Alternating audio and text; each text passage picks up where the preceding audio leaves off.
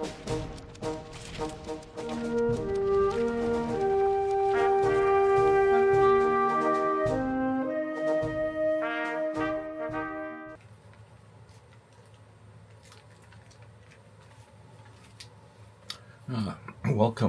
to who's ever out there on the other side of the screen.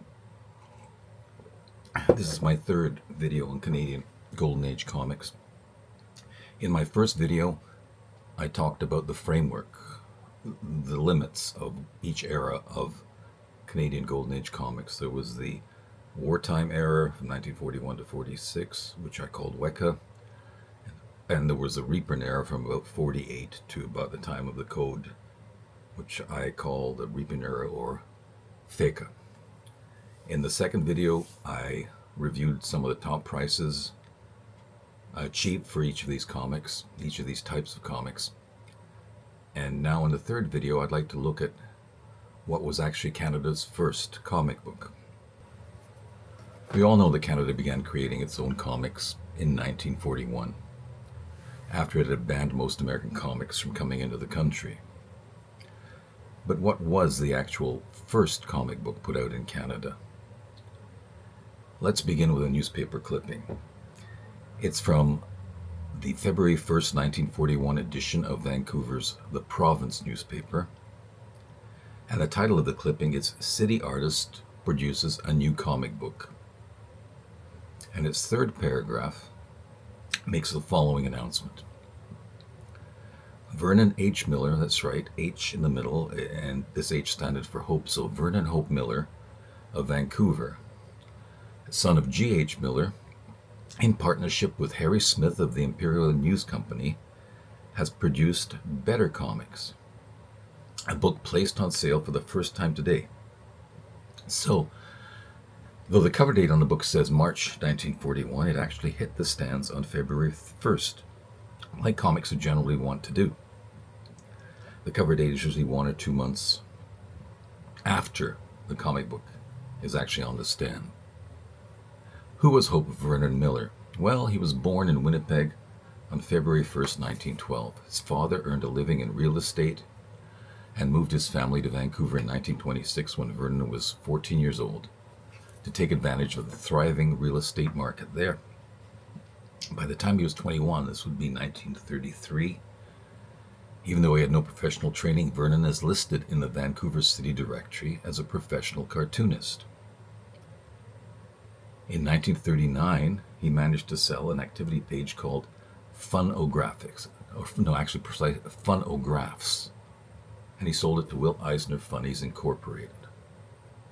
And it appeared in a comic book called Motion Picture Funnies Weekly that was intended to be given away at local cinemas. So it never really hit the stands as comic, it just was a freebie given away when kids went to the show. All of you probably recognize this book as being the first appearance of Bill Everett's Submariner. The Funographs page also appeared about a year after this on the back cover of the first issue of Green Giant Comics. But Vernon Miller didn't let go of this idea, so that was all before Canadian comics. And he didn't let go of this idea when he made the first Canadian comic book, because he put 5 of these Funograph pages in that first Canadian comic book.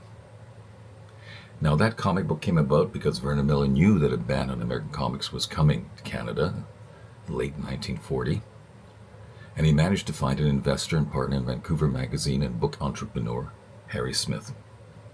And together, they founded Maple Leaf Publications, kicking off Canada's comic book history. Now, Maple Leaf Publications ended up having 4 titles. That first issue coming up, there was Lucky Comics, Rocket Comics, and Bing Bang Comics. And each of these ran just over 30 issues. And we'll try and look at those as we go through our videos eventually. Now, when I asked Vernon Miller's son, Richard, to describe his father in a few words, he described him as a very creative, humble man who loved his family and was a good Christian. This, of course, shaped the type of comic Better Comics would become. Vernon Miller didn't want to put out a comic with, let's say, the action and roughness and almost goriness that was in Cap 1 with Simon and Kirby, or some of the gothic darkness that was in the early Batman stories that you find in Detective and when Batman finally got his own title. But this was going to be something that typified Canadian wholesomeness. That's what Vernon Miller wanted, and a sense of adventure quite different from what was available in those American comics. On page 15 of that first issue of Better Comics, Vernon Miller inserted a note to boys and girls who would be reading this comic. In the third paragraph of that note, it was a page on yellow paper. This magazine, boys and girls, is drawn entirely by Canadian artists and published by a Canadian firm. Don't you think that is something to be proud of? We do. And he signs off Uncle Vern. That's the kind of guy Uncle Vern was, Vernon Miller, and we'll take a look at what the type of comic book he put out was. And here's the cover. You take a look at it, you'll notice the price point is 15 cents. The colors are primary Superman colors, red, yellow, and blue. And there's a maple leaf logo in the top left-hand corner that says Canada's Own. Now, this isn't a newsprint cover that you get on, say, those creepy Anglo-American issues, which are done on cheap paper and put together quickly with the two-tone covers. Here's an example of one. A late Spy Smasher from Volume 4. You can see it features a lot of the Fawcett guys on the cover. And it's a cheap newsprint copy. The cover itself is really not different from the pages. But Better Comics wasn't like this. It was better. Now, rather than put Canada's first superhero, the Iron Man, on the cover, Miller chose to put the lead-off feature about a mole-like boring machine called the Earth Torpedo. He put it front and center on the cover with a big explosion issuing out from it. Now, if we open up that book and look at that first splash page, we see that the ink being used is blue and that the paper has a pink tone to it. Professor Miles and his nephew have been working on something that looks like one of those rocket ships out of a Flash Gordon serial, except that it has two pointy ends, each with a spiral drill bit on it. The ship actually reminds me of a ship that was used in some later Bell Feature comics. There was an arch nemesis of Speed Savage's alter ego, the White Mask, who was called the Mole. And he also had a mole in the first issue of Fantastic Four. In fact, you can see the Speed Savage splash page just over my shoulder here, behind me, an original splash page that features Speed Savage fighting the Mole. Maybe we can take a closer look. I don't know how well you see it there, but it's there. Speed Savage fighting the Mole. And both of these moles that came after this professor and his nephew with their machine used to drill up under the ground, through the ground, with their pointy spiral ends and commit a lot of crimes. So this machine was like that, and it had other echoes throughout comics. But this is the first one that I can think of. Now what happens next is that the ship is commandeered by some crooks who direct the professor and the nephew to drill under and into an impenetrable First National Bank. But the professor ends up thinking with it and outsmarts these guys and drills up under the penitentiary instead, putting the gangsters where they belong. Simple, clean, wholesome issue and story. This is what Vernon Miller wanted. Now we move on to from that, and the second feature is about a cowboy detective called Tiger Tex, who travels west with a talking parrot perched on his shoulder, like Long John Silver. Now, giving a cowboy a pet dog like Roy Rogers' Bullet, that's reasonable, but a talking parrot is a little bit weird. The only other comic hero pet I can think of is Static, who spoke Brooklynese and belonged to the hero Airwave from Detective Comics number 64. A little later than this talking parrot. Anyway, Tex and his parrot encountered a group of men who are robbing a train and try to recover the gold that those men stole. You'll notice that the ink color shifted back to black, and the paper colors have become more of a light beige or off-white. A few filler pages and we come to the central feature. This is the one that stands out for me in Better Comics. It's superhero and it's in full color. I think it's about 9 pages long, so 9 full color pages, almost in the middle of the comic book.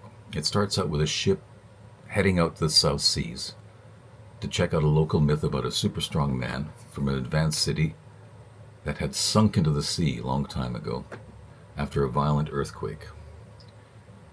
Now, when the boat gets to the coordinates they wanted to examine, a pirate boat begins to attack them, and with cannons shoots cannonballs at them. But suddenly an unknown figure appears out of the ocean, rises up under the pirate boat, and lifts and flies it high into the sky, and then dashes it back down in the water. And then he just disappears.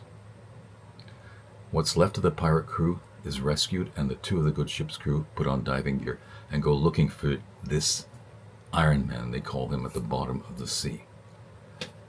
Now, what they see of Iron Man is not a figure in a big costume, but just in swimming trunks. And the swimming trunks are red, and that's about it. He's got blonde hair, and he's well built, and he can fly, as well as having great strength. Who does this remind you of? Of course, it's Submariner. But a Submariner with blonde hair, no ankle wings, and no strange Bill Everett eyebrows. Well, while these 2 divers are down looking for the Bubble City and the Iron Man, unknown to them, one of the rescued pirates escapes, puts on a diving suit, and follows them.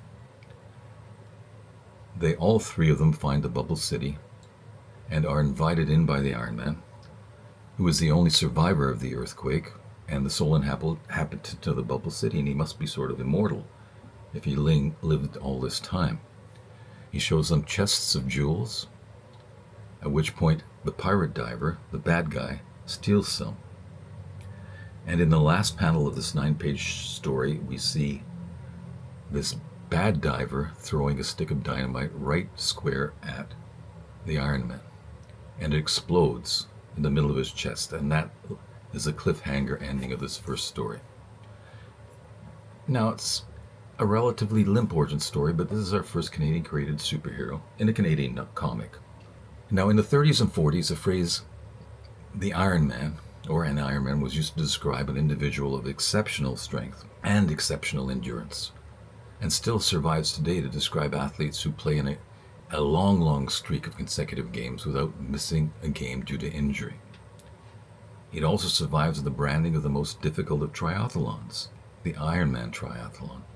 But after this high point, which is not really a great high point in the history of comics, but a high point in this comic book, and a few fillers and a 3-page text story, then we come to the penultimate feature in the book, which is a period piece set in the 18th century called The Hidden Passage. This tells the story of a young English seaman named David Lee, who is shanghaied by a press gang and begins his adventures on the open sea. The story was written by Vernon Miller, and he does about 80-85% of the art and the writing in this comic, this first Canadian comic. But this is drawn by marine illustrator F.P. Thursby, who would a few months later provide some exceptional full-page nautical illustrations in the first issue of Lucky Comics, which we'll look at in a future video.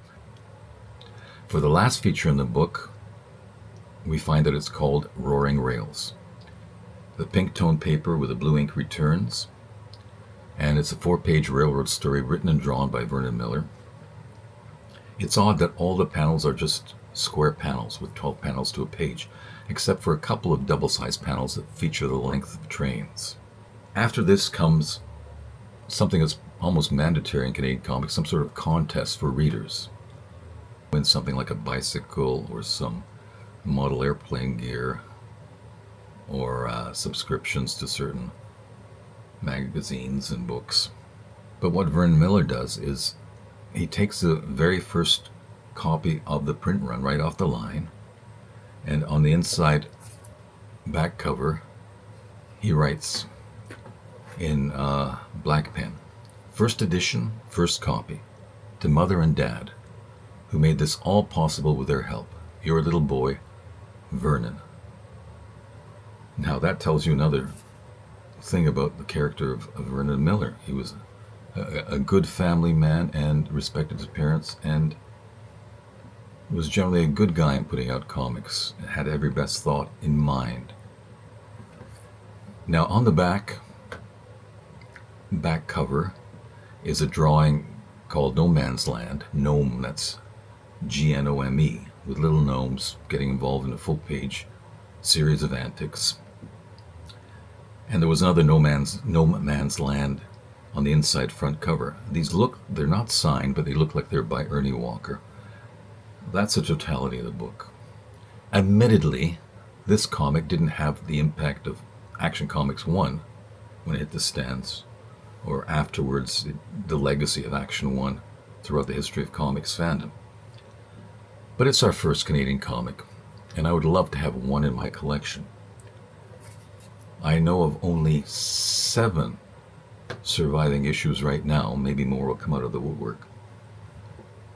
7 that have surfaced, and 4 of these are in the census. 4 have been slabbed. Let's take a look at some of the legacy of Better Number 1, and it involved a character that came out 3 years later and has become a central character in Canadian comics. Here's a later issue of Better Comics, about 3 years after that first issue, and the character on the cover is called Deuce Granville. He's sort of a secret agent spy that confronts Axis people here in Canada and abroad. What's special about this issue, it's the issue just before the big character in Better Comics comes around, and that's Brock Windsor. And on the back cover you can see that it talks about the coming of Brock Windsor in the very next issue of Better Comics.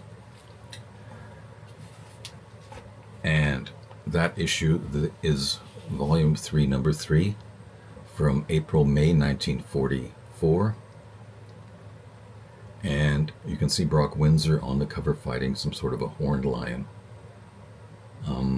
Now Brock was a Canadian physician, a doctor who was vacationing in Lake of the Woods area, and he goes through mists in his canoe while he's having a canoe ride, and ends up in a strange land that is populated by what look like indigenous Canadians and Americans who have an advanced technology.